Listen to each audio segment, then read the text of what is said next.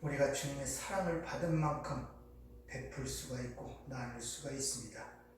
오늘 말씀 가운데 그 크신 은혜와 사랑을 받는 저희가 되게 하시고 받은 것을 갖고 내 이웃으로 나눌 수 있는 저희가 될 수 있도록 은혜를 허락하여 주시옵소서.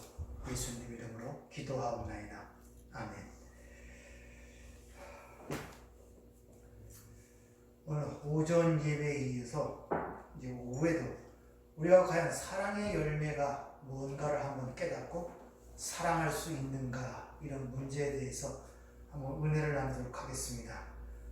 먼저 본문 말씀을 한번 봉독해 드리도록 하죠. 요한복음 15장 12절부터 19절까지 말씀입니다. 내 계명은 곧 내가 너희를 사랑한 것 같이 너희도 서로 사랑하라 하는 이것이니라. 사람이 친구를 위하여 자기 목숨을 버리면 이보다 더 큰 사랑이 없나니 너희는 내가 명하는 대로 행하면 곧 나의 친구라. 이제부터는 너희를 종이라 하지 아니하리니 종은 주인이 하는 것을 알지 못함이라. 너희를 친구라 하였노니 내가 내 아버지께 들은 것을 다 너희에게 알게 하였습니다. 너희가 나를 택한 것이 아니요 내가 너희를 택하여 세웠나니 이는 너희로 가서 열매를 맺게 하고 또 너희의 열매가 항상 있게 하여 내 이름으로 아버지께 무엇을 구하든지 다 받게 하려 함이라. 내가 이것을 너희에게 명하면 너희로 서로 사랑하게 하려 함이라. 세상이 너희를 미워하면 너희보다 먼저 나를 미워한 줄을 알라. 너희가 세상에 속하였으면 세상이 자기 것을 사랑할 것이나 너희는 세상에 속한 자가 아니요 도리어 내가 너희를 세상에 택하였기 때문에 세상이 너희를 미워하느니라. 아멘. 오전 시간에는 하나님으로부터 보내심을 받은 우리 주님의 양식이 무엇인가에 대해 배웠습니다. 주님이 친히 이렇게 말씀하시죠. 나의 양식은 나를 보내신 아버지의 뜻을 행하며 그분의 뜻을 이루는 것이 나의 양식이라, 이렇게 말씀을 하십니다. 근데 요한복음 17장 18절에 보면 이런 말씀을 하십니다. 아버지께서 나를 보내신 것 같이 나도 너희를 세상에 보내었다, 이렇게 말씀하세요. 따라서 예수님에 의하여 보내진 저와 여러분들은 역시 우리의 먹을 양식은 예수님의 뜻을 행하고 예수님의 일을 성취하는 것이 우리의 양식이 되어야 함을 우리가 여기서 알 수 있다는 것입니다. 이것이 바로 이 땅에 우리가 존재하는 목적이기도 하고 삶의 이유인 것입니다. 따라서 예수님의 뜻을 행하고 그분의 일을 이루는 것이 성도의 기쁨이며 성도의 행복이며 성도의 또한 삶의 이유가 된다는 사실을 우리에게 가르쳐주고 있는 것입니다. 요한복음 6장을 통해서 한번 양식에 대해서 다시 한번 좀 더 깊이 알아보도록 하죠. 요한복음 6장에는 여러분이 잘 아시는 오병이의 기적이 거기에 기록이 되어 있습니다. 오병이의 기적은 사복음서에 전체에 기록된 유일한 표적이고 기적이죠. 거기서 보면 오병이의 기적을 일으키자 주님이 그들을 피해 떠나는데 그들을 찾아온 그들을 향하여 주님이 너희가 떡을 먹고 배부른 까닭이지 표적을 본 까닭이 아니다, 이렇게 말씀하십니다. 즉 너희가 세상적인 것을 바라고 온 것이지 그걸 통하여 내가 너에게 전하고자 하는 메시지를 깨닫고 온 것이 아니라는 그런 의미입니다. 그러면서 너희가 썩을 양식을 위하여 일하지 말라 그러고 그 영생하도록 있는 양식을 위하라 하면서 바로 그 양식을 내가 너에게 주겠다, 이런 말씀을 하십니다. 그러자 그들이 바로 그 생명의 양식을 우리에게 주소서, 이렇게 그들이 주님께 묻자 거기에 대한 답변이 바로 6장 33절부터 나오는데 하나님의 떡은 하늘에서 내려 세상에 생명을 주는 것입니다.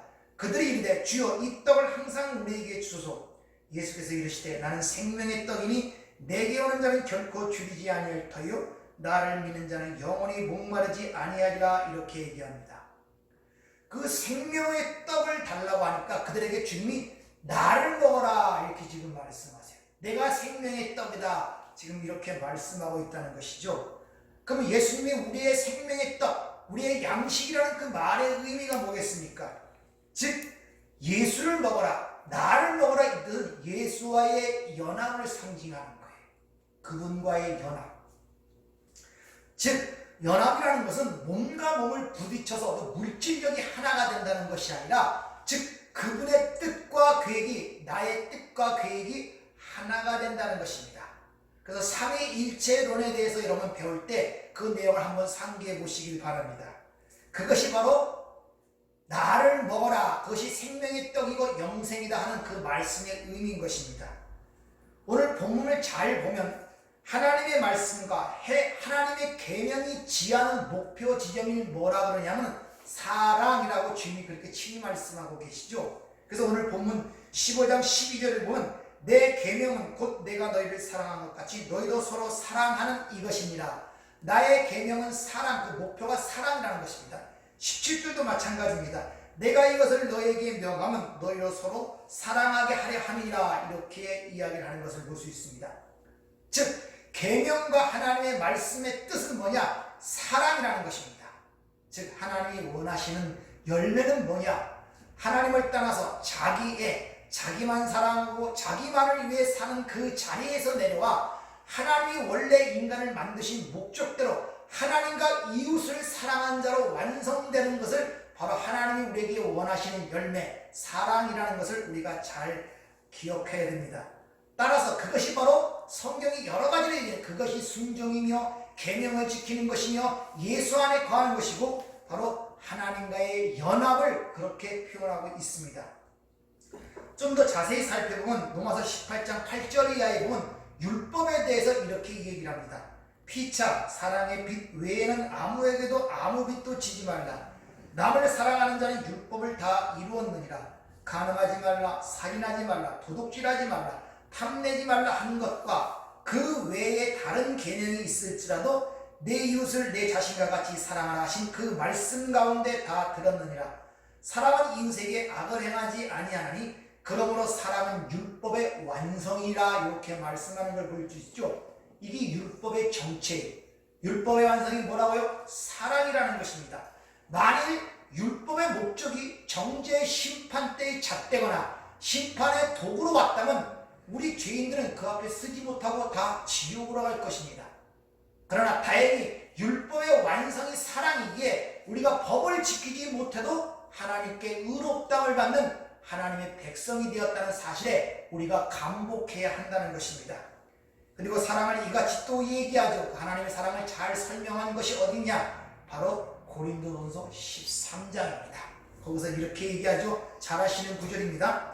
사랑은 오래 참고 사랑은 온유하며 시기하지 아니하며 사랑은 자랑하지 아니하며 교만하지 아니하며 무례히 행하지 아니하며 자기의 유익을 구하지 아니하고 성내지 아니하며 악한 것을 생각하지 아니하며 불의를 기뻐하지 아니하며 진리로 기뻐하고 모든 것을 참으며 모든 것을 믿으며 모든 것을 바라며 모든 것을 견딥니다. 이렇게 오래 참고 견디고 바라는 그 사랑이 우리에게 임하여 부족하고 연약한 우리들 기다려주신 그 사랑 때문에 우리가 구원을 받은 것입니다. 있습니까? 바로 이같이 이 사랑을 아는 자들만이, 그 사랑을 받은 자만이 그 사랑을 이웃에게 흘려낼 수가 있는 것입니다. 여러분들에게 항상 말씀드리지만 인간은 자체 내에서 어떤 것도 생산해낼 수가 없어요. 하다못해 우리가 숨을 내쉬고 있죠. 우리 안에서 나가는 숨은 탄소입니다. 헬로 산소를 밖에서 호흡을 해. 양식도 밖에서 들어오죠. 나가는 건 우리 몸에서 배설물밖에 없다는 것입니다. 그래서 너희 안에 선한 것이 없다고 주님께서 그렇게 말씀하시는 이유가 거기 있는 것입니다. 따라서 사랑이라는 것은 오전에 말씀드린 것처럼 자기가 부인되는 그 지점에서만이 산출되고 나올 수 있는 것임을 여러분이 아셔야 돼요. 그러니까 먼저 여러분은 사랑하려고 노력을 하지 마시고 하나님의 사랑을 알려고 여러분은 먼저 행동을 취하셔야 한다는 것입니다. 왜? 받은 만큼 내놓을 수가 있기 때문에 그러하다는 것이죠. 이같이 하나님을 사랑하는 아는 자들만이 하나님이 원하시는 모습으로 성숙해질 수 있다는 것이죠. 그런 자들은 시편 기자의 고백처럼 이런 고백을 하게 돼요.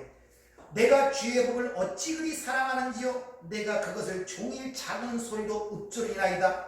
주의 말씀에 마치 내게 어찌 그리 단지요. 내 입에 꿀보다 더 단이다. 이렇게 고백할 수밖에 없는 것입니다. 왜? 율법은 사랑의 완성이기 때문에. 이같이 우리는 하나님의 말씀을 사랑하는 자가 되어질 수밖에 없는 것입니다. 즉 사랑이라는 것은 예수 그리스도를 아는 자에게만 주어지지만 또한 예수 그리스도를 아는 자에게만 요구되어지는 이 양면성을 갖고 있다는 사실을 아셔야 돼요. 그래서 요한복음 13장 34절에 보면 새 계명을 너에게 주노니 서로 사랑하라. 내가 너희를 사랑한 것까지 너희도 서로 사랑하라. 너희가 서로 사랑하면 이로써 모든 사람이 너희가 내 제자인 줄 알리라. 즉 세상 사람들이 그 사랑을 통하여 우리가 하나님의 백성임을 알게 된다고 주님이 그렇게 말씀하시는 것입니다. 하나님이 우리에게 이 세상에서 네 자신을 완성되게 만들어서 흡족한 자로 만들어내라고 우리에게 요구하시는 것이 없습니다. 우리는 그런 자가 될 수 없을 뿐더러 이미 영적 세계에서는 완성된 자인 것입니다. 왜? 거기는 시간이라는 세계가 아니기 때문에 하나님의 뜻이 곧 완성으로 되어지는 것입니다. 그렇게 완성되었지만 하나님의 백성들은 이 역사와 시간 속에서 어떻게 사랑하는 자가 되었는가를 우리가 친히 그걸 체험하며 체득하며 깨닫고 가는 것이 바로 우리의 신앙생활인 것입니다. 우리는 이 땅에서 당연히 그 과정을 통과하면서 우리의 실패와 실수, 절망 이런 것들을 체험할 수밖에 없는 것입니다. 바로 그런 자리가 자기 부인의 자리요, 또 다른 말로 순교의 자리라고 그렇게 얘기를 하는 거예요. 그래서 우리는 그리스도인들은 매일매일 순교한 자라고 말씀을 드렸고 하나님 나라는 그렇게 순교한 자들이 있는 곳이 하나님 나라라고 여러분에게 말씀을 드렸죠. 사도 바울이 어떻게 변화하는가를 보면은 우리 삶의 지향점, 신앙생활의 지향점이 어디에 있어야 되는 것을 우리가 잘 가르쳐 주는데 에베소 3장 8절을 보면 사도 바울이 이렇게 고백을 합니다. 모든 성도 중에 지극히 작은 자보다 더 작은 나. 그리고 우리 고린도서 15장 8절을 보면 만삭되어 나지 못한 자, 팔싹둥이란 말입니다. 그리고 디모데전서 1장 15절은 내가 죄인 중에 괴수다. 이렇게 자의식이 형성되어 가는 것을 볼 수 있죠. 따라서 여러분은 지금 여러분의 자의식이 사도 바울과 같이 변화하는지 아니면 바리새인처럼 나는 저 세리보다 낫습니다. 저 가늠한 염보다 낫습니다. 이렇게 여러분의 자의식이 변화되는가지를 여러분이 스스로 잘 판단하셔야 돼요. 이같이 우리가 하나님 앞에서 여지없이 티끌 같은 존재이 폭로되는 가운데 사랑하는 자가 되었다는 그 복음의 소식 앞에 우리는 지절로 무릎을 꿇을 수밖에 없고 그 사랑에 설복될 수밖에 없는 것이 우리 신앙생활인 것입니다. 그래서 신앙생활에서 얘기하는 사랑이라는 것은 억지도 아니고 동정도 아닌 것입니다. 따라서 우리는 이런 경험을 통해서 계속적으로 하나님의 사랑을 체득하고 이뤄가는 만큼, 알아가는 만큼 이것을 이웃에게 흘려주는 것을 사랑하라 하는 그 말씀 속에 포함된 것입니다. 따라서 하나님을 믿지 않고 그 사랑을 알지 못하고 그걸 받지 못한 자들이 어찌 성경이 말하는 사랑을 얘기할 수가 있겠습니까? 그래서 오전에 말씀드린 것처럼 하나님이 우리에게 요구하시는 열매 사랑이라는 것은 세상이 생각하는 것처럼 세상 사람들의 어떤 합의와 공감대에 형성된 그런 의미가 아님을 여러분들에게 말씀드린 이유가 바로 거기 있는 것입니다. 여러분 대중가요 중에 사랑은 아무나 하나라는 그런 가사가 있죠. 맞습니다. 진정한 사랑은 아무나 하는 것이 아니라는 것입니다. 그 사랑은 하나님의 백성들만 할 수 있는 축복이자 특권이라는 사실을 여러분이 잘 아시길 바랍니다. 즉 우리는 티끌인 불과한 존재가 이 땅에 와서 이 세상을 가장 취약하고 연약한 모습에 사는데 하나님의 사랑의 덮음에 의하여 사랑하는 자가 되었다는 것이 우리 복음의 소식 아닙니까? 즉 이렇게 자기의 실체를 깨닫고 자기 부인이 된 그 자리에서만 비로소 타인에 대한 진정한 이해와 존경과 배려가 나오는 거예요. 그래서 여러분들이 그런 자리에 들어가지 못하면 하나님이 사랑하는 것을 자꾸 인간적으로 행하려고 하기 때문에 억지가 되고 동정이 되고 짐이 되고 무거운 나에게 수고하는 짐이 되는 것입니다. 그래서 여러분들이 사랑하라는 그 말을 들을 때마다 무거운 짐으로 느끼는 이유가 뭐냐? 바로 이유가 거기 있는 거예요. 오늘 본 말씀 15장 18절 19절을 보면 세상은 세상끼리 사랑한다 그러죠. 세상은 세상에 속해 자기 것을 사랑한다고 합니다. 절대 세상은 하나님의 백성을 사랑지 못한다 하죠. 그러나 반대로 하나님의 백성들은 그 원수들을 사랑해야 된다는 거예요. 그러니까 우리는 어떤 면에 있어서도 절대 자랑으로 내놓을 것이 없다는 것입니다. 네, 그 원수도 사랑해야 되기 때문에. 그래서 우리는 세상으로부터 모욕과 경멸과 조롱을 당할 때 오히려 그런 것을 기뻐하라고 성경은 우리에게 이야기해 주고 있는 것입니다. 이와 같이 세상에 속한 자가 아니고 도리어 세상에서 택함 입은 자, 소속이 다른 자인데 소속이 다른 자가 어떻게 세상과 어울려서 세상이 좋아하는 것을 좋아하고 세상이 추구하는 것을 추구하고 그들의 욕심적 탐욕적 모습을 바라보며 그런 모습을 닮아갈 수 있겠냐는 것이죠. 그것은 가당치 않은 일인 것입니다. 그래서 야고보서 4장 4절에 보면 가늠한 여인들아 세상과 벗된 것이 하나님의 원수됨을 알지 못하느냐 그런즉 누구든지 세상과 벗되고자 하는 자는 스스로 하나님과 원수가 되는 것이니라. 성경에서 가늠한 여인이라는 것은 세상적으로 얘기하는 윤리도덕적 그런 걸 지칭하기 전에 뭡니까? 세상과 벗된 것을 가늠하는 여인이다 이렇게 표현하고 있다는 것입니다. 따라서 우리 그리스도인들은 세상 사람과 삶이 달라야 됩니다. 요한일서 2장 15절 내용을 보면 이 세상이나 세상에 있는 것들을 사랑하지 말라. 누구든지 세상을 사랑하면 아버지의 사랑이 그 안에 있지 아니하니 이는 세상에 있는 모든 것이 육신의 정욕과 안목의 정욕과 이생의 자랑이니 다 아버지께로 온 것이 아니요 세상으로부터 온 것이라. 이 세상도 그 정욕도 지나가되 오직 하나님의 뜻을 행하는 자는 영원히 거하느니라. 이렇게 이야기를 하고 있습니다. 따라서 성경에서 얘기하는 사랑이라고 생각할 때 이 세상에서 대중매체나 영화나 그런다면 멜로적인 그런 삼류적 사랑으로 여러분 생각하시면 안 돼요. 그건 전혀 다른 것입니다. 사랑이라는 것은 하나님의 열심에 의하여 맺혀지는 것인데 그것은 우리에게 순종하는 자에게 자신이 부인되는 그 자리에서 자동적으로 생성되어 나오는 것이 바로 사랑이라는 것입니다. 그래서 그는 억지가 될 수도 없고 동정이 될 수도 없어요. 나가 아닌 하나님과 이웃을 사랑하는 그것이 바로 천국인 것입니다. 그래서 내가 죽지 않은 사람이 천국에 가면 그 천국이 천국적이 느껴지지 않아요. 그것이 바로 지옥이에요. 안 그렇습니까? 여러분 천국과 지옥이라는 것이 어떤 동화적인 세상적인 그런 걸로 바라보지 마세요. 나만을 내가 자랑한 내 행복을 위하여 내 만족을 위하여 내 자유와 내 어떤 자아 성취에 사는 사람이 전혀 그거와는 관계없는 천국에 갔다면 그게 지옥이 되지 않겠습니까? 따라서 우리가 이 세상을 살아가면서 이 세상이 추구하는 어떤 나의 감정과 나의 만족과 나의 충족이 전제되는 사랑이 되어서는 안 된다는 거예요. 즉 나라는 존재가 개입되는 사랑은 성경이 말하는 사랑이 아니라는 것입니다. 여러분은 지금 어떠하십니까? 사랑치 못하는 자신을 보면서 고통스러워하고 고민스러워합니까? 그럼 그건 지금 사랑하고 있는 거예요. 또 형제를 사랑하지 못함으로 쥐구멍으로 들어가고 싶은 그런 생각들이 드십니까? 그건 여러분 사랑하고 계시는 거예요. 왜? 세상 사람들은 남을 사랑하지 못하는 것 때문에 절대 절망하거나 고민하거나 갈등하지 않습니다.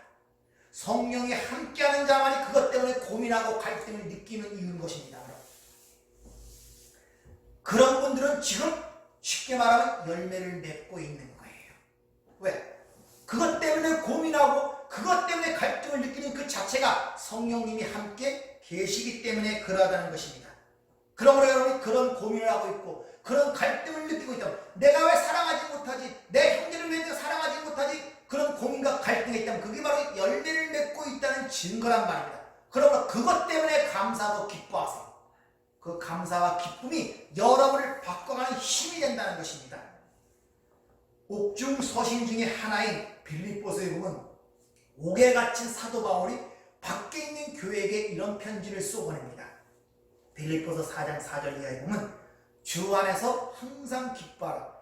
내가 다시 말하노니 기뻐하라. 너희 관용을 모든 사람에게 알게 하라. 주께서 가까우시니라. 아무것도 염려하지 말고 다만 모든 일에 기도와 간구로 너희 구할 것을 감사함으로 하나님께 알라. 그래야 모든 지각에 뛰어난 하나님의 평강이 그리스도 예수 안에서 너희 마음과 생각을 지키시리라. 이렇게 이야기를 합니다. 여러분, 주 안에서 기뻐하세요. 항상 기뻐하세요. 여러분의 보이는 것들을 의지하지 말고, 보이는 상황 어떠하다 하지 말고, 여러분 그 기뻐하세요. 하나님이 나와 함께 하시고 나를 구하신 그 사실에 기뻐하고, 그런 가운데 그 기쁨가 여러분의 삶에 변화를 가져오게 된다는 거예요. 그리고 세상에 보이는 것들로 염려하지 말라는 것입니다. 하나님께 기도하라고 얘기하고, 그는 모든 지각, 모든 것을 아는 하나님께서 마음과 생각을 지켜주신다는 것입니다. 여러분, 참으로 시대가 염려하지 아니할 수 없는 시대가 오고, 여러 가지 상황이 고통과 여러 가지 여러분의 삶의 문제를 가져오는 시대에 여러분 살고 있습니다. 이럴 때 이 말씀의 능력을 한번 체험해 보세요. 하나님의 말씀에 토대를 두고 거기에 자기의 허리를 묶으세요. 그리고 본인이 현실이 아니라 위의 것을 찾는다면 하나님의 평강과 하나님의 기쁨과 하나님의 능력이 여러분의 삶에 드러나며, 오히려 그 가운데 하나님을 보며 하나님을 체험하며 경험하며 그런 좋은 기회가 될 줄 믿습니다. 그런 한 주간이 되기를 주의 이름으로 축원합니다. 기도하겠습니다. 또 한 주간이 우리에게 허락한다면 그 한 주간을 통하여 하나님의 역사와 하나님의 섭리와 그 은혜와 사랑을 알기를 원합니다. 우리의 닥치는 모든 것들은 나의 유익을 위한 것을 항상 깨닫게 하시고, 하나님의 사랑 가운데 이루어지는 사실을 알아 그 가운데 하나님의 은혜와 사랑을 통하여 감사하며 찬양하는 그런 한 주간이 될 수 있도록 저희들을 축복하여 주시옵소서. 예수님 이름으로 기도하옵나이다. 아멘.